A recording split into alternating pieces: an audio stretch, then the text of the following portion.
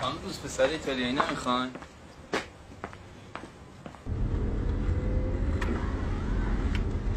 خسته نباشی خانم.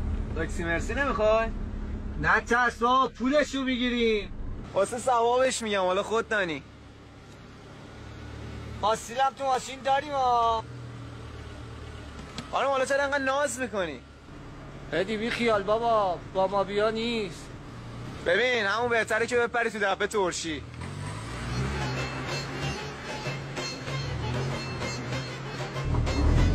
ای بابا محلتون هم خبری نبود که بابا این همه راه ما رو کشوندی تو محله.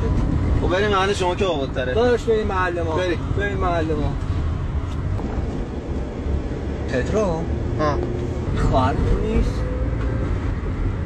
چرا؟ پسره کی دنبالش؟ وایسا چونم